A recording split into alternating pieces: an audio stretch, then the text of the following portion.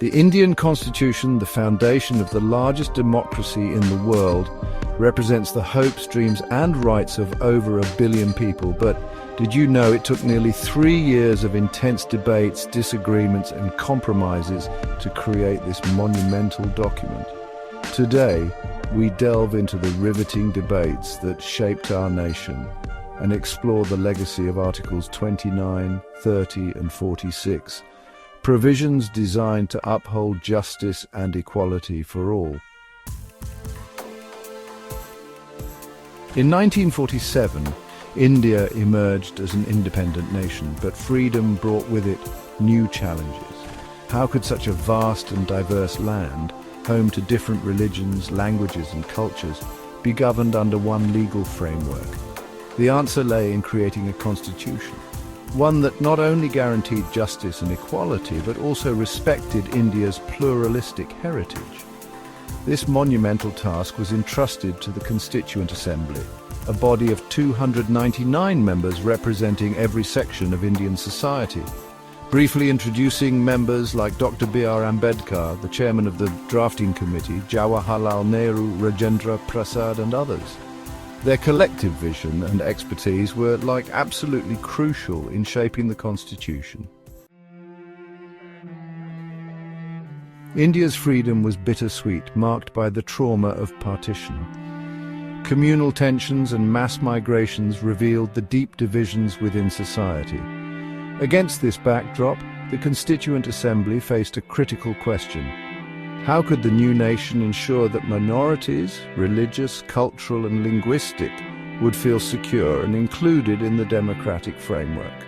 Supporters like Jawaharlal Nehru emphasized secularism as the bedrock of democracy. Sardar Patel advocated unity but acknowledged the need to protect minorities. On the other hand, some conservative members, like H.V. Kamath, expressed concerns that too many concessions to minorities could lead to division. Others feared that enshrining these rights could create unequal privileges. Article 29 guarantees every citizen the right to conserve their language, script and culture. This article was particularly significant for communities fearing cultural assimilation or loss of identity. For instance, small linguistic groups worried they might be overshadowed by larger regional languages. Supporters like K.M. Munshi argued that protecting cultural diversity was essential for unity. B.R. Ambedkar emphasized that these rights would foster national integration by giving minorities confidence.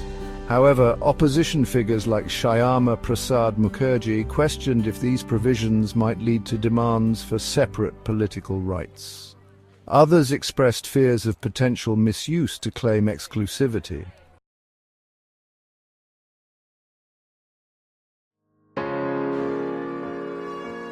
Article 30 grants minorities the right to establish and administer their own educational institutions. This provision aimed to empower communities to educate their members while preserving their unique identities. Maulana Azad highlighted education as the key to empowerment and cultural preservation. Ambedkar clarified that this was not a privilege but a safeguard against marginalization. Critics like N.G. Iyengar expressed concerns about unequal treatment, arguing that majority communities might feel excluded.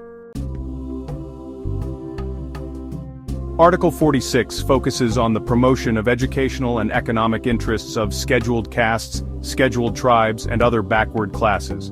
This was a revolutionary step, addressing centuries of systemic discrimination. B.R. Ambedkar strongly advocated for affirmative action, stating that social justice was critical to India's progress. Sardar Patel emphasized the need to uplift marginalized communities for national unity. Some members feared that excessive focus on backward classes might alienate the general population. India's linguistic diversity posed another challenge. Article 29 also ensured protection for linguistic minorities, allowing them to preserve and promote their languages. Leaders like Rajendra Prasad supported this inclusion, arguing that linguistic harmony was essential for national unity. There was support for bilingual education policies while some opposed recognizing too many languages.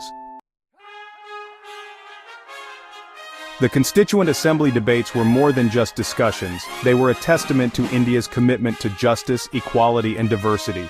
Articles 29, 30, and 46 remind us that democracy thrives when it respects all voices. These provisions have shaped modern India, balancing tradition with progress. As we celebrate our Constitution, let us also pledge to uphold its values in our daily lives.